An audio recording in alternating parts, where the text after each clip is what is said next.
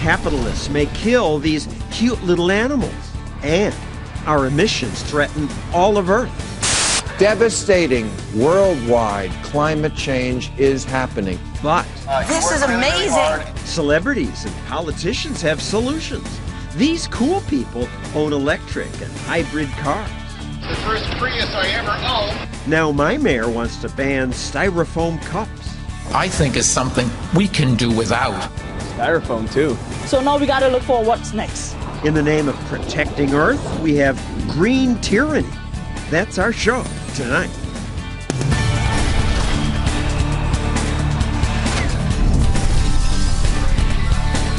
And now, John Stossel. Green tyranny is what we call this show, but tyranny is a harsh word, the stuff of dictatorships. Isn't that a little over the top? Most green rules don't seem to rise to that. Also, bans on pollution are actually a good thing. I'm glad government rules made the air and water cleaner. When I was a kid, there was so much soot in the air many places, we didn't open the windows. That's changed for the better. Government dictates clean the water, too, so much so that the rivers around Manhattan are now clean enough to swim in. Even here, within sight of the Empire State Building, within a short distance of millions of people flushing, I'm willing to do this.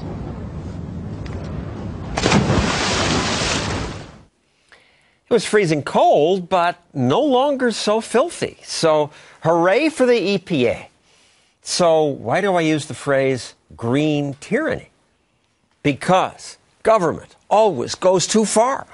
Years ago, when I first learned that some animals were going extinct, I thought the Endangered Species Act was a great idea. But in the hands of government lawyers and environmental zealots, it's become an instrument of petty tyranny. Frogs, prairie dogs, beetles take priority over people. See this guy? He's the Utah prairie dog. You better hope you don't find him on your land. Because if you do, government can make it almost impossible for you to use your land. So say Ed Poitevin and Bruce Hughes. They bought land hoping to develop it, but then the government's environmental tyrants ordered them to stop. Jim Burling from the Pacific Legal Foundation's trying to help them. So what's this about? This is about the Endangered Species Act going too far. We have, for example, tens of thousands of prairie dogs living in Utah under the protection of the federal government. And as a result, if you own land with prairie dogs on it, you can hardly get rid of them. If you have a cemetery, they could be invading the cemetery like they are in Utah right now, in southern Utah.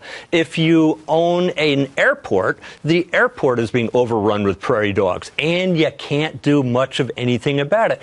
And these prairie dogs, they shouldn't be endangered. They're just like every other prairie dog, so far as we know. The tail is a little different color. Well, there must be something different. I mean, we have a picture here of the black-tailed prairie dog, which is plentiful, apparently. But the Utah prairie dog, which does look the same to me, is endangered, is threatened, and these experts are not just venal, they want to preserve every species. They want to preserve everything, including things that don't exist in certain areas. If it could move to the gopher frog, for example. But don't do that quite yet, because, Bruce, let's hear your story. You have owned land in Utah for a while. You wanted to do what with it?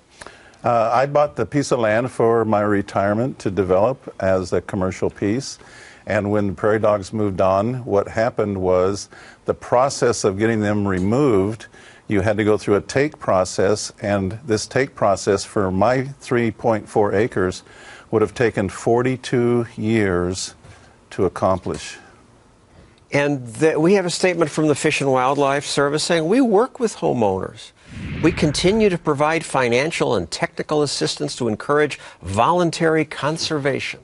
A couple of years ago, they came out with a program that if I paid $34,000 to the government, I could then kill all the prairie dogs on my property. If I didn't pay the $34,000 and I killed one prairie dog, it would be a $10,000 fine and 5 years in federal prison. I could rob my local convenience market and get off easier than that. A couple people have gone to jail for endangered species violations. But so I'm surprised you didn't pay the $35,000 and kill the prairie dogs. Well, I didn't have the money. So, Ed, you live in Louisiana. You have a problem with a different animal. I do. I actually have a problem with a non-existent animal. It is called the dusky gopher frog, and the Fish and Wildlife Service has certified that the frog itself has not been seen in the state of Louisiana since 1967. So it exists elsewhere, it just hasn't been seen in your neck of the woods. Not only in my neck of the woods, in the whole state. And they want to reestablish it there. They've said that they want the land that we have, which is over 1,500 acres, to become a frog conservation area. And it will utterly destroy the value of our land, which they will not, and they have told me this, pay for. It's just a massive federal land grab. You want to build some homes on the land. We want to build homes and businesses. We are north of Lake Pontchartrain. In Katrina, this land was high and dry and still is. It would be very, very, very valuable for people to live on to avoid the kind of flooding that occurred in Katrina. So it's illegal for government to just come in and take your land without compensation, but this is sort of a form of that. They're saying it's worth zillions of dollars, but you can't make that money. That's correct. The Fish and Wildlife said they were not available to come on the show to talk about this. In response to your complaint, they posted this video on YouTube. We are looking forward in working with willing landowners in Louisiana. In fact, the service has many voluntary partners-based programs that can provide technical and financial assistance to manage species. Sounds nice. It does, but that does not give you the whole picture. Anytime a federal government agency tells you they want to work with you, you better run the other way, because they're not going to pay you. We'd have to burn the land. We have a long-term timber lease on it that we would then breach. We will never be able to develop and sell the land. It won't be good for people to use it. Fish and Wildlife, the government has a handbook on how to do this, but it's more than 300 pages long. 315 to be exact. Which is another reason they need a lawyer like you. So sum this up. What's going on? Fish and Wildlife Service is gone wild. It's a rogue agency that is not even obeying the Endangered Species Act. It's not obeying the National Environmental Policy Act. It's not obeying the U.S. Constitution. Gone wild and rogue. I mean, I assume these people mean well. They're not evil. They mean well, but their priorities are all about the species and nothing about the individual landowners who are simply trying to earn a living on their land. This is an agency that has forgotten who they serve. They think they're only serving the animals, but they should be serving the people that live on the land as well. People and the animals can coexist, and they can cooperate to do this. But when you have the heavy hand of the federal government threatening people with jail time, threatening them with huge fines, if you don't do this, then you're going to have all sorts of trouble.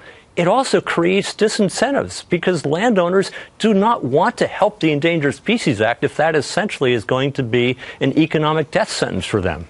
Hence the phrase shovel, shoot, shovel, and shut up. That is the trifecta that happens on some lands. It's something that I don't encourage, but as a matter of fact, it does happen. And some people do it legally. Some people are cutting down their trees before they get old enough to be as habitat for red-cockaded woodpeckers. It's not good for the woodpecker. It's not good for the land. It's not good for the economy. It's good for the bureaucrats if you got a 9-to-5 job. Thank you, Jim and Edward and Bruce. Coming up, in the name of saving the environment, what will my mayor ban next? I'd like to know, what doesn't he want to ban? And also, fossil fuels. Could they make the world greener? But next, European politicians push green energy. Did you know that they now have second thoughts? That's next.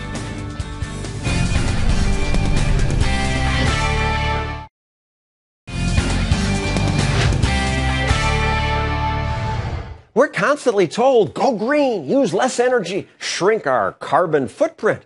In the name of doing that, the U.S. government gives $6 billion in subsidies to the solar industry, $11 billion to wind power companies. Now, if wind or solar were practical today, they wouldn't need billions of your dollars. Entrepreneurs would just invest in them, but investors shy away because they don't want to throw their own money away. The green advocates aren't satisfied with the billions you already give them. They want more. And Europe has been giving them more. This thrills the chattering classes. Thomas Friedman wrote, if only we could be as energy as smart as Denmark.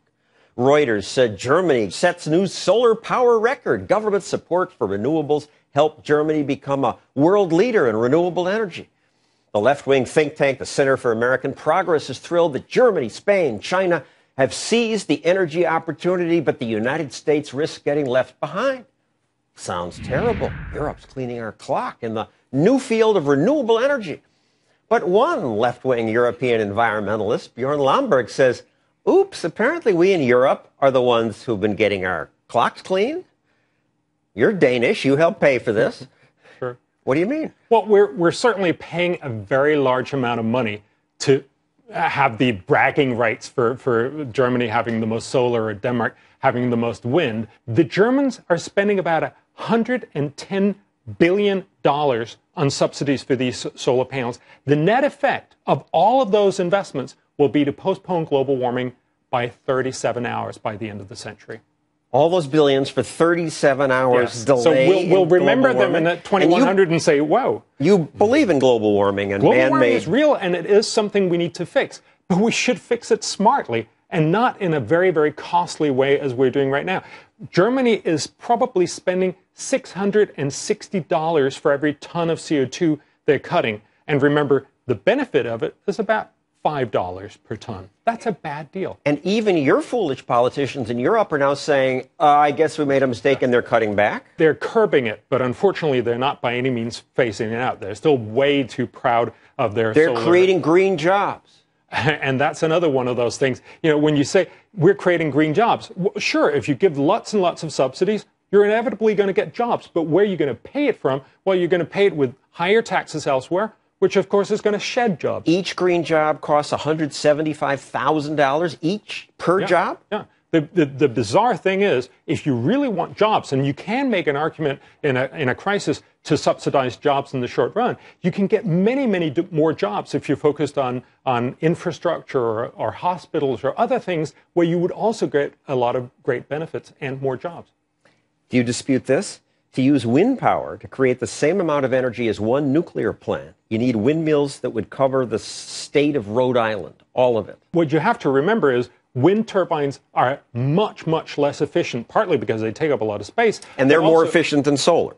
Yes, they're more efficient, but also simply because they only work about 1/4 of the time. So you need to build a lot of backup power. Now, again, the point here is to say the fuel is free, so potentially we could get to a situation where it would actually be beneficial, but we're not there yet.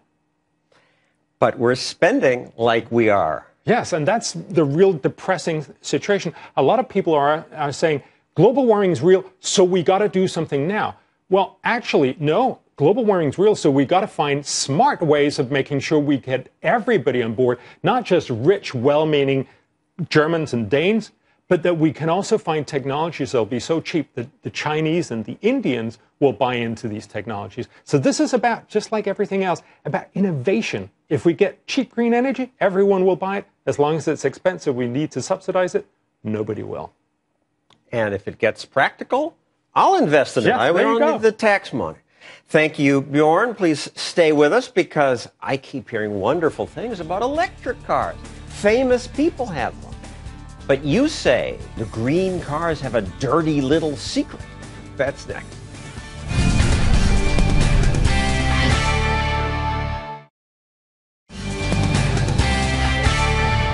We can break our dependence on oil with biofuels and become the first country to have 1 million electric vehicles on the road by 2015. Even John Boehner applauds. Not very enthusiastically, but he did applaud the president saying 1 million electric vehicles will help us break our dependence on oil. That's a popular idea. Actor Leonardo DiCaprio's proud he owns one of these, the Fisker Karma, a hybrid electric car that can go 125 miles per hour. Great!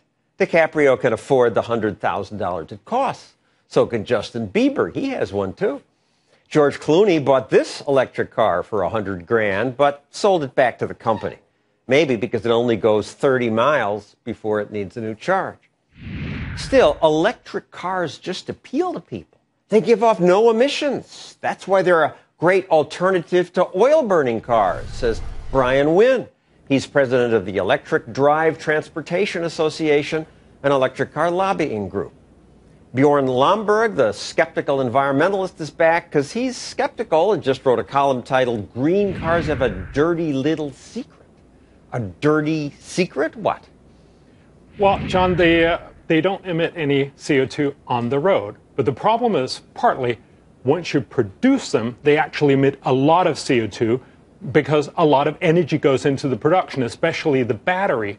So in a sense, half of all the emissions that are coming out of the electric car has already been emitted when you buy it.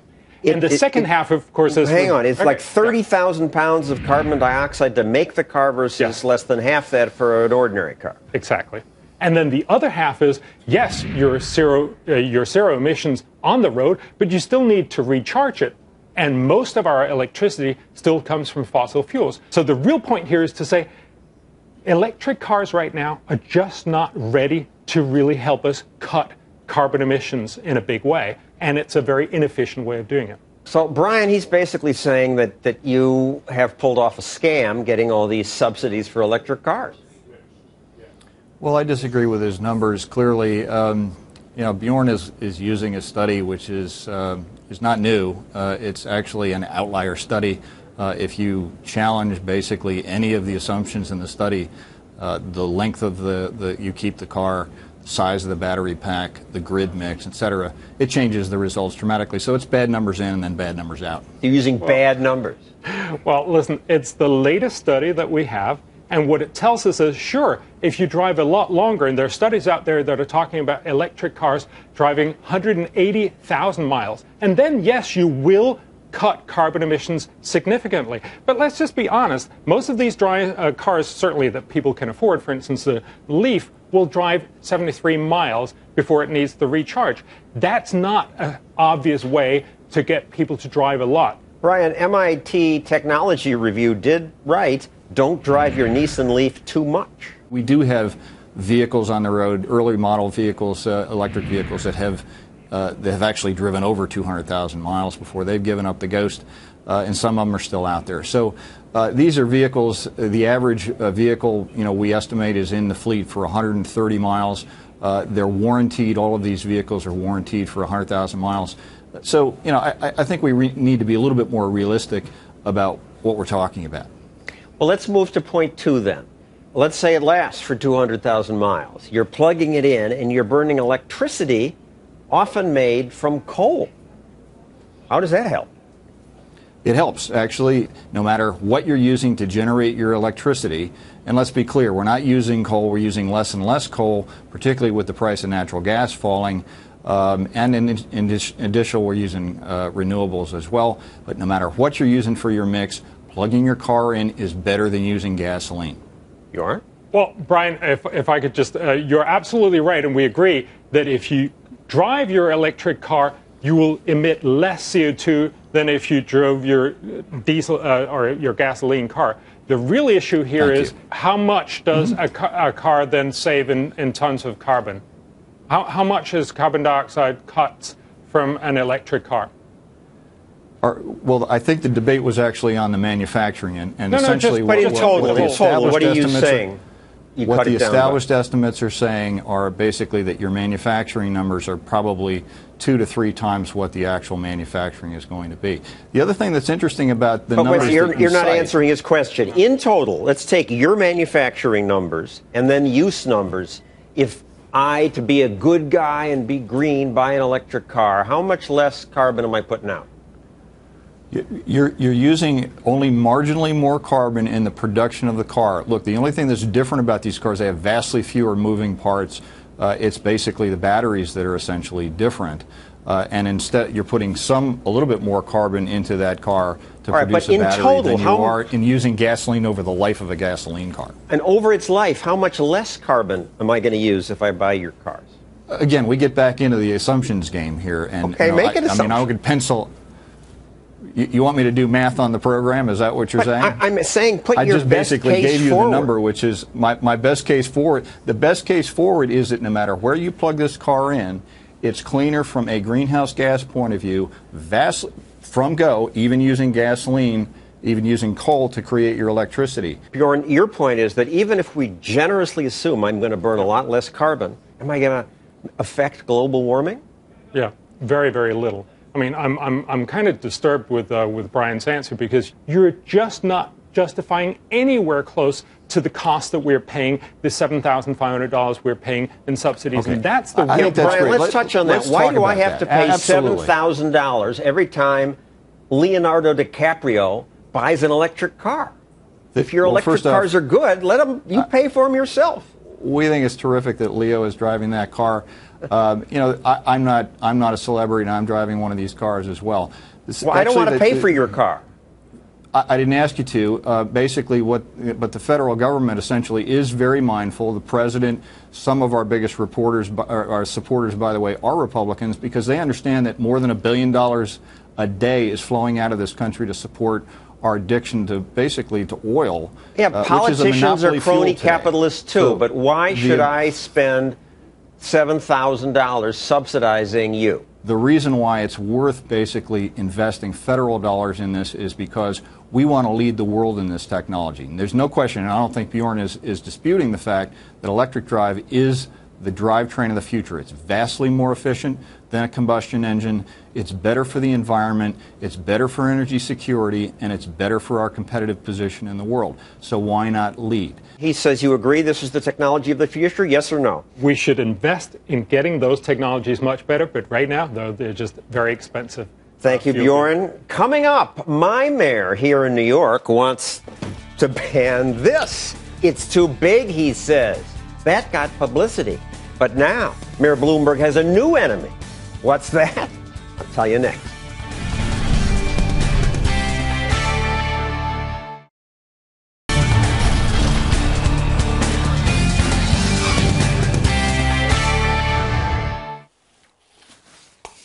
Oh, shouldn't have let you see this.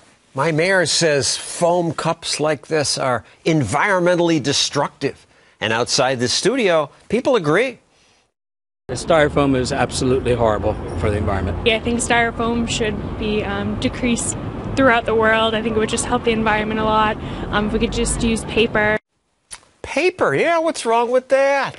Many things, says Angela Logomassina from the Competitive Enterprise Institute. What? Why? There's a cost to sending this out to garbage disposals and... Well, John, if you're worried about the environment, those cups are better than the paper cups. They're more energy efficient. My Mayor Bloomberg is just dumb? I don't know what his issue is, but he's incorrect about the energy profile in those cups. But what do you mean more energy efficient? Well, to make them and to use them and to dispose of them, they're 30 times more energy efficient than a paper cup. But the mayor says he's got to ship it to a landfill somewhere, and that costs the city millions of dollars. He's going to save us money. Well, where are they shipping the paper cups? They're shipping those to the landfill, too. This doesn't get recycled easily. Neither. I don't think the paper cups do either. There's no easy answer.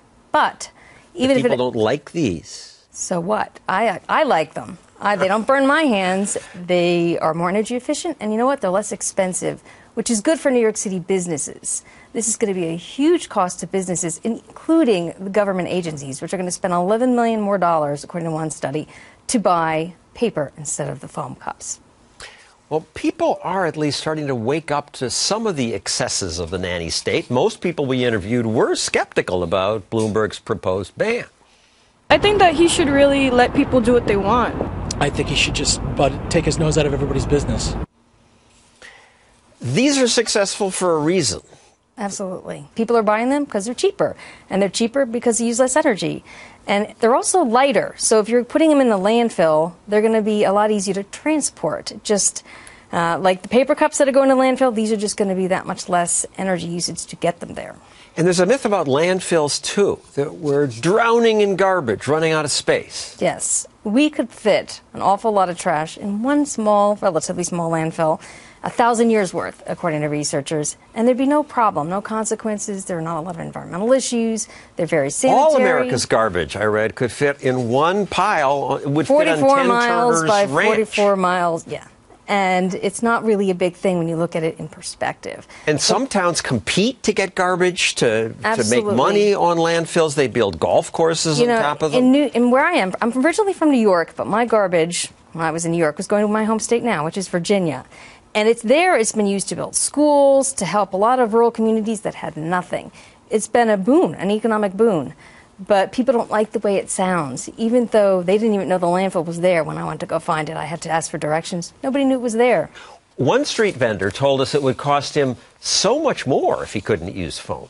I would say in a week, maybe $100 more. Styrofoam is best for what I do because it keeps the food warmer at a warmer temperature, so by the time you're ready to eat it, you can still enjoy the meal. And for example, when I have 25 customers on a line here, I don't want to be taking my time. He could dish out the food fast, close it, we put it in a bag, and it goes. It's way cheaper. Great, thank you. You're welcome. Enjoy. Thank you. He may have to switch to these aluminum containers, which are not as That's good. definitely going to take a lot more energy. And these are hot to hold. Absolutely. One person we asked about foam made an interesting point about another form of green tyranny. I'm actually all for San Francisco's ban on plastic bags. A ban on plastic bags. And San Francisco is not alone. Seattle, a bunch of other places have done this. Austin, Texas. What's wrong with that? Well, you know, we don't think about the unintended consequences sometimes. Researchers at the University of Pennsylvania did a study, and they noticed that the hospital admissions for bacterial-related illnesses went up 25% after the ban. In San Francisco, more people got sick from food poisoning because people use reusable bags and these bags harbor disease, so it's very plausible that people may have died because of a silly ban. And another unintended consequence, in Seattle, store owners are complaining about an increase in shoplifting as people come in. I mean, and that's with crazy. These bags. Always, they mean well. I think Bloomberg means well, but there are unintended consequences, and these politicians are arrogant, and we should have limited government. Thank you, Angela, for working for the Competitive Enterprise Institute, which understands that. Up next, climate change. This is a huge, huge planetary crisis. We've got to transform our energy system away from fossil fuel. It is overwhelming, the science. Overwhelming. It's not even a question. It's not even a question? Well, then, I'm ready. I've got my raft here. But am I just falling for more green tyranny? When we return.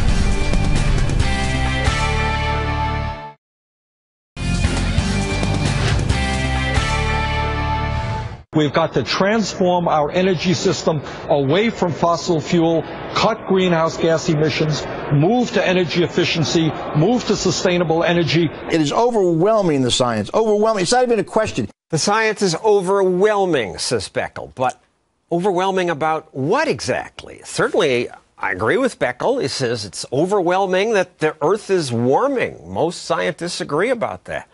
That's why we have this raft in my office. But, you know, just in case. But Beckel also believes that man is the cause of the warming. Is the science settled about that? Climate changes. Always has, always will. It changed before man. Is man causing it now? Is global warming a crisis? And can we do anything about it? Those are the big questions. So let's have a debate about that. Roy Spencer is a climatologist at the University of Alabama. He's skeptical about man causing global warming. To debate him, we have, well, actually, we have an empty chair. We asked a dozen scientists who are concerned about man causing global warming to debate Roy. Most refused. The Union of Concerned Scientists says that debating you, Roy, would be doing the public a disservice because it would give your extreme ideas credibility. So what do you say to that? It's how you're portrayed as this wacky extremist. Well, as you've already mentioned, John, I don't deny that there's been warming. In fact, I don't even deny that some of the warming is due to mankind. What I deny is that we have any clue how much of the warming, whether it's 10% or 90%, I don't think we have a clue. All right, so before we hear from you, I want to hear from both sides on this issue. So we did find a scientist who was alarmed about man causing global warming, who was willing to talk about this as long as it was not a debate. So, Roy, get lost. Go away if you would take a seat over there, and let's welcome NASA scientist Gavin Schmidt. Dr. Schmidt, come on in. You work for the Goddard... I work for the Goddard Institute for Space Studies, which is a NASA offshoot in New York City.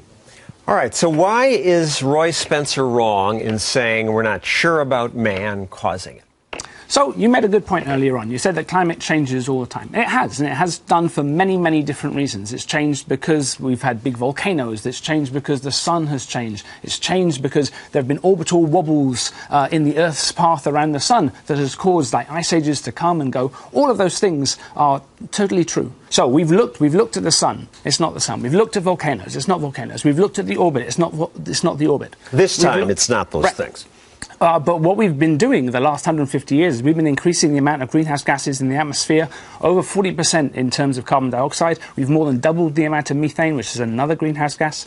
And the signatures of those changes are very, very clear all the way through the system. Assuming this is true, why is it necessarily a problem? Warmer might be better. More people die from cold than warmth. We have built a society, an agricultural system and cities and everything that we do based on assumptions that basically the climate is not going to change. The fact that we have so much infrastructure right near the shore is because we didn't expect the sea level to rise. The damage that we had from Hurricane Sandy was increased because sea level has increased by 10 to 12 inches in this area. President Obama says wildfires are increasing, hurricanes are increasing, drought. Is this true? I thought these things have always happened, and this is alarmism. You agree with that?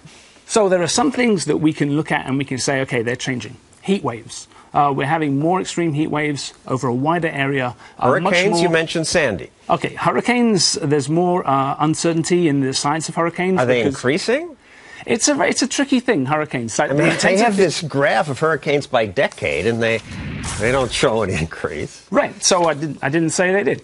But we're seeing more intense rainfall. That's very clear over the whole of the U.S., over Europe, and in other places as well.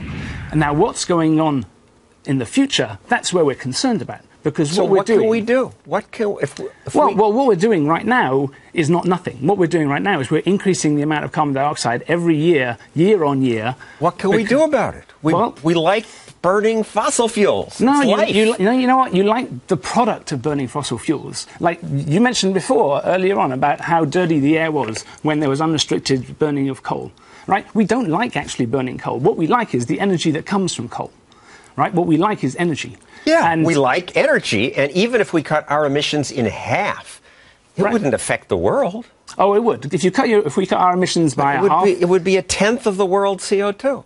And we're not going to cut it in half. Well, eventually we will, because eventually this is going to be a problem that is so large that we will transition to a more renewable. But China isn't cutting. India isn't cutting. That's a big problem, and they're not going to take a lead on this because we haven't taken a lead. But why should we make poor people suffer? I don't say you shouldn't make poor people suffer. If you make fuel cost more, that hurts poor people. Then you give it back as a rebate, and you make people understand that what we need to do is move off carbon sources of fuel. I'm not qualified to debate you climatologists.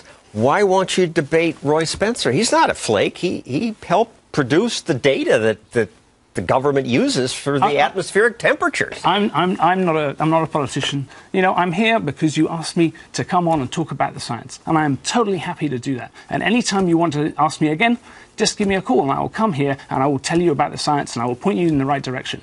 But I'm not interested in doing this because it's good TV. I'm interested because what we have discovered as a scientific community needs to be talked about. And you need to talk about it, and Roy needs to talk about it, and all these people need to talk about it. But I don't need to be arguing with people just to make good TV. Thank you, Gavin Schmidt. I appreciate you coming in. I would love to have you back. And if you would give the chair up again, let's bring Roy Spencer in to reply to what you said. Or stay if you like. I'm not interested. But thank you very much. Dr. Spencer, can you? So, what do you say to what he says? Well, Gavin said quite a bit. I agree with some of what he says. I speak out because I believe that forcing unrealistic, expensive energy solutions upon the poor is going to kill people. We know that poverty kills. That's not theoretical. It happens today. I would rather save people today from poverty than theoretically save people in the future. You've also said that carbon dioxide can make the planet greener?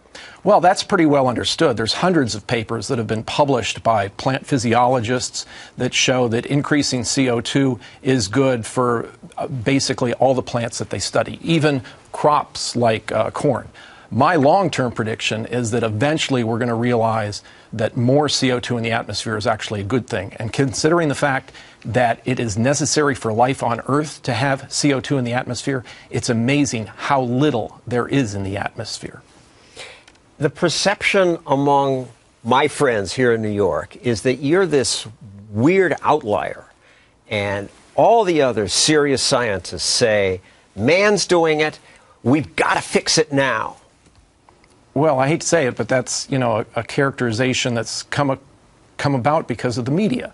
I mean, people like Al Gore portray people like me as fringe, and when in fact he won't debate anybody either. Well, no, of course not. I consider my views pretty mainstream, and I know there's a lot of... In climatology, you find a lot of people who agree with you. I find a lot of people that agree with me but will not speak out because they're afraid that they might lose their funding. All you hear from, on the other side from me, are scientists who have decided to take a stand publicly, get involved with the politicians. And if you say there's this big problem, that's when you get money to fix the problem. Yeah, Congress doesn't give money out for things that are not problems. Thank you, Dr. Roy Spencer. Coming up, the side of the argument you rarely hear, how those horrible fossil fuels, gas, oil, even coal, make our planet better. So says the next guest.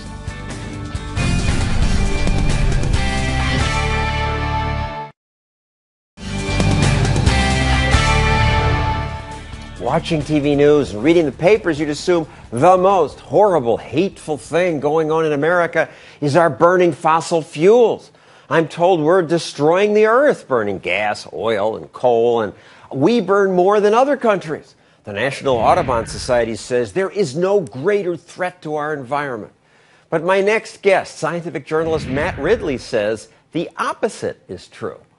Matt, how can that be the case? Well, if you think about it, when we're burning fossil fuels, it means we're not burning something else. We're not cutting down forests and so on. And the more we burn fossil fuels, the more we can produce fertilizer. That means we use less land to grow our food, so we can spare land for forests. So there's actually net forest increase in a lot of the world, particularly America. But over and above that, there's a fascinating new discovery, which is that the world as a whole is getting greener. Places like the Amazon rainforest are actually getting greener, and the reason is partly because we're putting more carbon dioxide in the atmosphere, and that makes plants grow faster. All right, so let's break that down. In general, there is less farmland and more land returned to forest because we burn oil, coal instead of trees. New England used to be 70% farmland. It's now 70% forest. Countries like Bangladesh are growing more forest. There's a new satellite which measures the greening of the Earth, and it's finding that about 20% of the Earth is getting greener and 3% is getting browner, and about half of that effect is coming from the carbon dioxide that we're putting into the air from burning fossil fuels. So literally, the burning of fossil fuels is helping the rainforest in the Amazon to grow. Now, that's a very unwelcome message for the environmental movement. It just happens to be true. There's a very nice example of this, which is the border between Haiti and the Dominican Republic. The Dominican Republic is pretty green. Haiti is very brown. Haiti is almost totally deforested. The reason is because they use charcoal. You can even see a clear line between the two countries just looking from the satellites. Yeah, one's green, you one's can see brown. it on a satellite. You can see it in an aerial photograph. And the reason is because Haiti relies on wood for not only domestic fuel but for industrial fuel too, whereas the Dominican Republic uses fossil fuels, and it actually subsidizes the use of propane as a cooking fuel so that people won't go out into the forest and cut down trees to make charcoal to cook over. So there's a very clear example of how the use of fossil fuels is actually good for the environment. And the propane comes from the natural gas, which we're discovering much more of. Of course, it would be better in terms of global warming, if it really is a threat, if we could burn less oil and use more wind power or solar power, perhaps. But it's such a joke when you look at our current energy use. We have a graph of that. I don't think people know that 3/4 of our energy comes from those horrible fossil fuels. Nuclear's 10%. Wind and solar are a tiny fraction. I left out hydropower, which is one of the best. But we're nowhere close to getting rid of fossil fuels. That's right. And I mean, wind is just an irrelevance in this argument. People go on about how it saves the planet. Actually, it needs a huge amount of landscape. Even if we carpeted the whole of Australia with wind turbines, we still wouldn't be able to make much of a difference. So a lot of these renewables are really not making a dent in the problem. The public doesn't buy this at all. How come? Well, we've spent so long demonizing fossil fuels over the last few decades that no wonder people think that they're the root of all evil. But, you know, when you think about it, it's not even just the environment. Things like slavery, you know, because we made energy cheap, it became possible to get rid of slavery. You know, so that the humanitarian effects of cheap energy are very important. Slow down. How did cheap energy help end slavery? Because you use machines instead of people, basically. You know, once energy is cheap, you invent more machinery, you have factories running, and they're saying, look, hang on, this is cheaper than hiring lots of people. You know, so it does actually, on the whole, it undermines also getting cheap energy. You either have cheap labor or you have cheap energy, and basically it's nicer for people if we have cheap energy. Thank you, Matt Ridley, for that unconventional wisdom. And that's our show. Thank you for watching. See you next week.